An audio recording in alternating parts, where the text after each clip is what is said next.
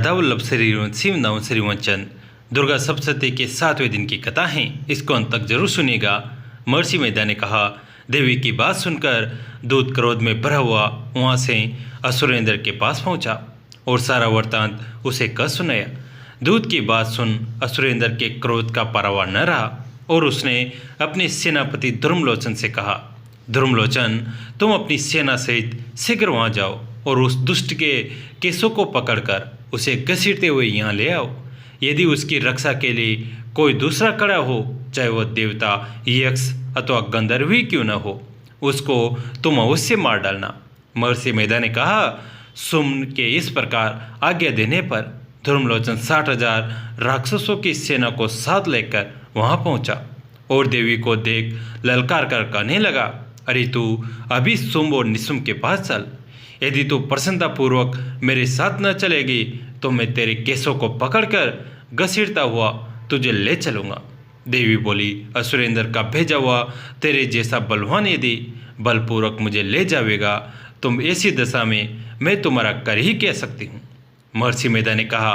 ऐसा कहने पर धर्मलोचन उसकी ओर लपका, किंतु देवी ने उसे अपनी हुंकार से ही भस्म कर डाला। यह देखकर असुर सेना क्रोध होकर देवी की ओर बढ़ी, परंतु अंबिका ने उन पर तीखे बाणों, शक्तियों तथा परसों की वर्षा आरंभ कर दी। इतने में देवी का वाहन भी अपनी गिरिवा के बालों को झटकता हुआ और बड़ा भारी शब्द करता हुआ असुर सेना में कूद पड़ा।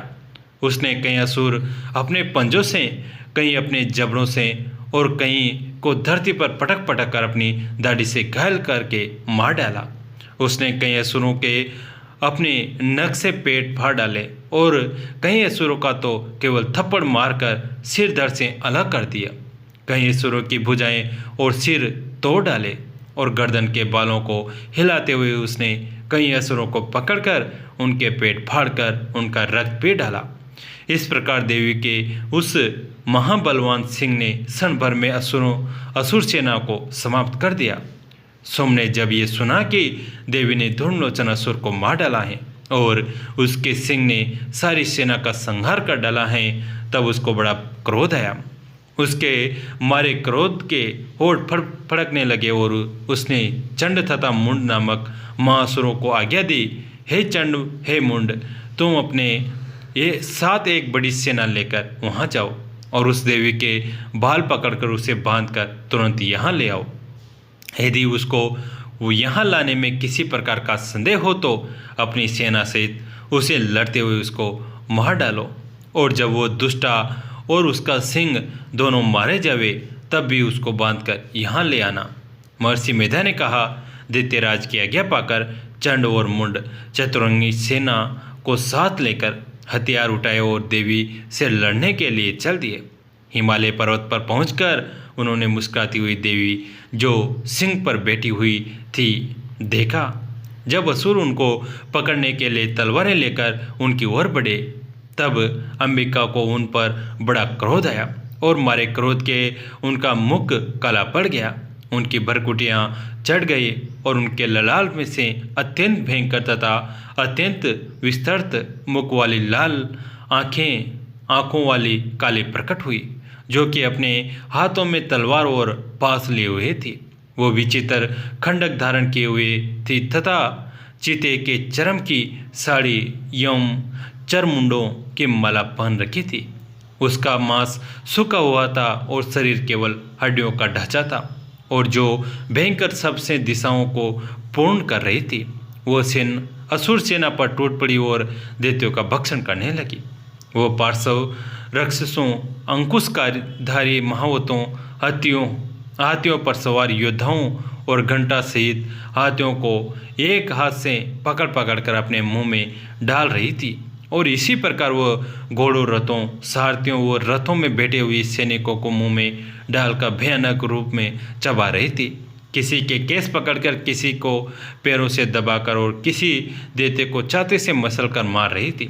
वो दैत्य के छोड़े हुए बड़े बड़े अस्त्र शास्त्रों को मुंह में पकड़कर और क्रोध में भर उनको दांतों में पीस रही थी। उसने कई बड़े बड़े असुर भक्षण कर डाले, कितनों को रोन डाला और कितनी उसकी मार के मारे भागे। कितनों को उसने तलवार से मार डाला, कितनों को अपने दांतों से समाप्त कर दिया। और इस प्रकार से देवी ने क्षण भर में संपूर्ण दैत्य सेना को नष्ट कर दिया। यह देख महापराक्रमी चंडकाली देवी की और पलका और मुंड ने भी देवी पर अपने भयानक बाणों की वर्षा आरंभ कर दी और अपने हजारों चक्र उस पर छोड़े। उस समय वो चमकते हुए बाण वो चक्र देवी के मुख में प्रविष्ट हुए इस प्रकार दिख रहे थे जैसे मानो बहुत से सूर्य मेघों की घटा में प्रविष्ट हो रहे हो। इसके पश्चात भयंकर शब्द के साथ काली ने अत्यंत जोश में भरकर विकट अट्टहास किया। उसका भयंकर मुख देखा नहीं जाता था। उसके मुख से श्वेत दांतों की पंक्ति चमक रही थी। फिर उसने तलवार हाथ में लेकर हूँ शब्द कहकर चंड के ऊपर आक्रमण किया और उसके केस पकड़कर उसका सिर काट कर अलग कर दिया। चंड को मरा हुआ देखकर मुंड देवी की ओर लपका, परंतु देवी ने क्रोध में भरे हुए उससे भी अपनी तलवार से यमलोक पहुंचा दिया। चंड और मुंड को मरा हुआ देखकर उसकी बाकी बची सेना वहां से भाग गई। इसके पश्चात काली चंड और मुंड को के कटे हुए सिरों को लेकर चंडिका के पास पहुंच गई और प्रचंड अट्टहास के साथ कहने लगी, हे देवी, चंड और मुंड दो महादैत्यों को मारकर तुम्हें भेंट कर दिया है। अब शुंभ और निशुंभ का तुमको स्वयं वध करना है। महर्षि मेधा ने कहा, वहां लाए हुए चंड और मुंड के सिरों को देखकर कल्याणकाई चांडी ने काली से मधुर वाणी में कहा, हे देवी, तुम चूंकि चंड और मुंड को मेरे पास लेकर आए हो, अतः संसार में चामुंडा के नाम से तुम्हारी ख्याति होगी। महर्षि मेधा ने कहा, चंड और मुंड नामक असुरों के मारे जाने से और बहुत सी सेना के नष्ट हो जाने से असुरों के राजा प्रतापी शंभु और ने क्रोध युक्त होकर अपनी संपूर्ण सेना को युद्ध के लिए तैयार होने की आज्ञा दी। उसने कहा, अब अधायुध नामक 86 असुर सेनापति अपनी सेना के साथ युद्ध के लिए तैयार जाए और कम्बु नामक 84 सेनापति भी युद्ध के लिए जाए और कोटि वीर्य नामक 50 सेनापति और धर्मकुल नाम के 100 सेनापति प्रस्थान करें। कालक, दोहद मौर्य और काल के ये देते भी मेरी आज्ञा से सजकर युद्ध के लिए कूच करे। भयानक शासन करने वाला असुरों का स्वामी शुंभ इस प्रकार आज्ञा देकर बहुत बड़ी सेना के साथ युद्ध के लिए चला। उसकी सेना को अपनी ओर आता देखकर चंडिका ने अपनी धनुष की टंकार से पृथ्वी और आकाश के बीच का भाग गुजा दिया। हे राजन, इसके पश्चात देवी के सिंह ने धारना आरंभ कर दिया और अंबिका के घंटे के शब्दों ने उस ध्वनि को और भी बढ़ा दिया।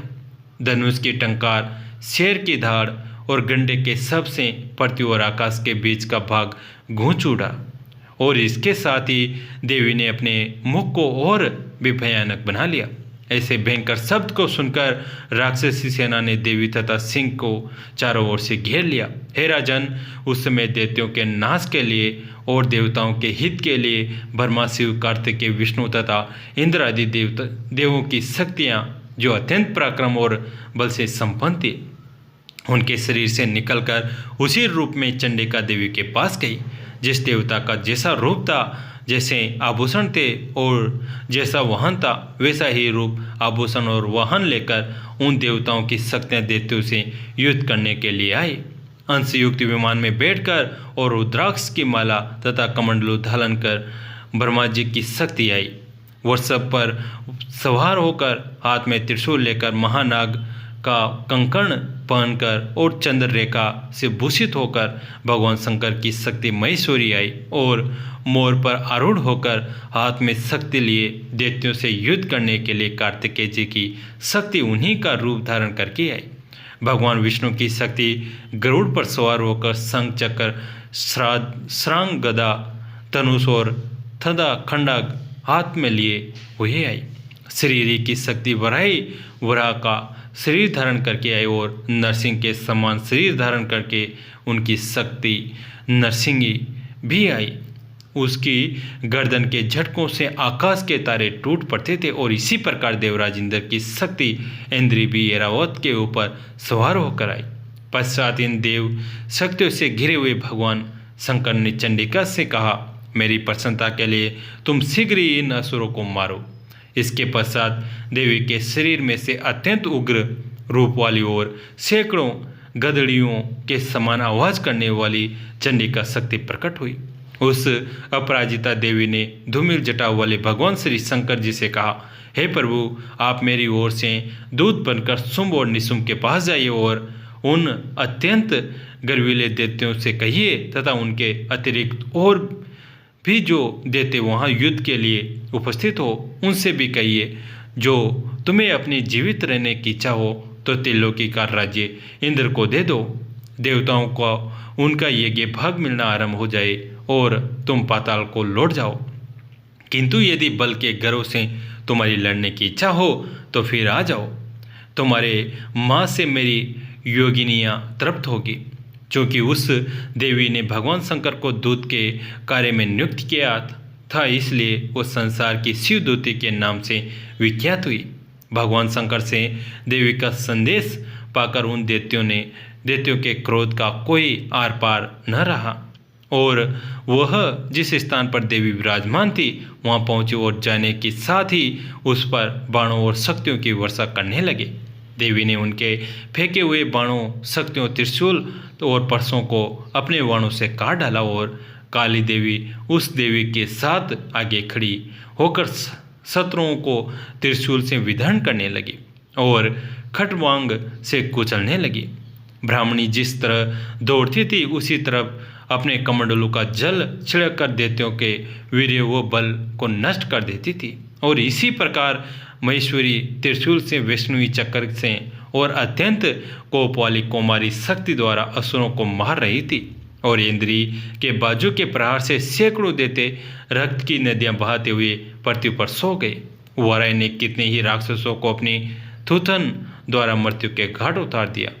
धाड़ों के अग्रभाग से कितने ही राक्षसों को छाती को चीर डाला और चक्र की चोट से कितनों को ही विधीन करके धरती पर डाल दिया। बड़े बड़े राक्षसों को नरसिंही अपने नखों से विधीन करके भक्षण कर रही थी और सिंहनाद से चारों दिशाओं को गुजाती हुई रणभूमि में विचर रही थी। शिवदूते के प्रचंड अट्टहास से कितने ही दैत्य भयभीत होकर पृथ्वी पर गिर पड़े और उनके गिरते ही वह उनको भक्षण कर रही थी। इस तरह क्रोध में भरे हुए मात्र गणों द्वारा नाना प्रकार के उपायों से बड़े बड़े असुरों को मरते हुए देखकर राक्षसी सेना भाग खड़ी हुई और उनको इस प्रकार भागता देखकर रक्तबीज नामक महापराक्रमी राक्षस क्रोध में भरकर युद्ध के लिए आगे बढ़ा। उसके शरीर से रक्त की बूंदें पृथ्वी पर जैसे ही गिरती थी तुरंत वैसे ही शरीर वाला और तथा वैसा ही बलवान दैत्य पृथ्वी से उत्पन्न हो जाता था। रक्तबीज गदा हाथ में लेकर इंद्र के साथ युद्ध करने लगा। जब इंद्रिय शक्ति ने अपनी वज्र से उसको मारा तो घायल होने के कारण उसके शरीर से बहुत सा रक्त बहने लगा और उसकी प्रत्येक बूंद से उसके समान ही बलवान तथा महापराक्रमी अनेकों दैत्य भयंकर रूप से प्रकट हो गए। वो सब दैत्य बीज के समान ही बलवान तेज वाले थे। वो भी भयंकर अस्त्र शस्त्र लेकर देवी के साथ लड़ने लगे। तब जब इंद्रिय के वज्र प्रहार से उसके मस्तक पर चोट लगी और रक्त बहने लगा तो उसमें से हजारों ही पुरुष उत्पन्न हो गए। वैष्णवी ने चक्र से और इंद्रिय ने गदा से रक्तबीज को चोट पहुंचाई और वैष्णवी के चक्र से घायल होने पर उसके शरीर से जो रक्त बहा उसे हजारों महासुर उत्पन्न हुए जिनके द्वारा यह जगत व्याप्त हो गया। कुमारी ने शक्ति से, वराह ने खंडक से और महेश्वरी ने त्रिशूल से उसको घायल किया। इस प्रकार क्रोध में भरकर उस माँ दैत्य ने सब मात्र शक्तियों पर पृथक पृथक गदा से प्रहार किया और माताओं ने शक्ति तथा शूल इत्यादि से उसको बार बार घायल किया। उससे सैकड़ों महादैत्य उत्पन्न हुए और इस प्रकार उस रक्तबीज के रुधिर से उत्पन्न हुए असुरों से संपूर्ण जगत व्याप्त हो गया, जिससे दैत्यों को भय हुआ, देवताओं को भय हुआ। देवताओं को भयभीत देखकर चंडिका ने काली से कहा, हे चामुंडे, अपने मुंह को बढ़ाकर और मेरे शस्त्रघात से उत्पन्न हुए रक्त बिंदुओं तथा रक्त बिंदुओं से उत्पन्न हुए महासुरों को तुम अपने इस मुख से भक्षण करती जाओ। इस प्रकार रक्त बिंदुओं से उत्पन्न हुए महादैत्यों को भक्षण करते हुए तुम रणभूमि में विचरो। इस प्रकार रक्त क्षीण होने से ये दैत्य नष्ट हो जाएगा। तुम्हारे भक्षण करने के कारण अन्य दैत्य नहीं होंगे। काली से इस प्रकार कहकर चंडिका देवी ने रक्त बीज पर अपने त्रिशूल से प्रहार किया और काली देवी ने अपने मुख से उसका रक्त ले लिया। तब उसने गंदा से चंडिका पर प्रहार किया। प्रहार से चंडिका को तनिक भी कष्ट न हुआ, किंतु रक्त बीज के शरीर से बहुत सा रक्त बहने लगा। लेकिन उसके गिरने के साथ ही काली ने उसको अपने मुख में ले लिया। काली ने के मुख में उस रक्त के जो असुर उत्पन्न हुए उनको उसने भक्षण कर लिया और रक्त को पीती गई। तदंतर देवी ने रक्त बीज को जिसका कि खून काली ने पिया, तब चंडिका ने उस दैत्य को ब्रज, बाण, खंडक तथा तृष्टि इत्यादि से मार डाला। हे राजन, अनेक प्रकार के शस्त्रों से मरा हुआ और खून से वंचित हुआ महादैत्य रक्त बीज पृथ्वी पर गिर पड़ा। हे राजन, उसके गिरने से देवता अत्यंत प्रसन्न हुए और माताएं उन असुरों का रक्त पीने के पश्चात उद्दक होकर नृत्य करने लगी। कैसी लगी आज की कथा? अगर अच्छी लगी तो इसे अपने दोस्तों के साथ, फैमिली के साथ शेयर करें। कहानी अंत तक सुनने के लिए आप सभी का तहे दिल से धन्यवाद।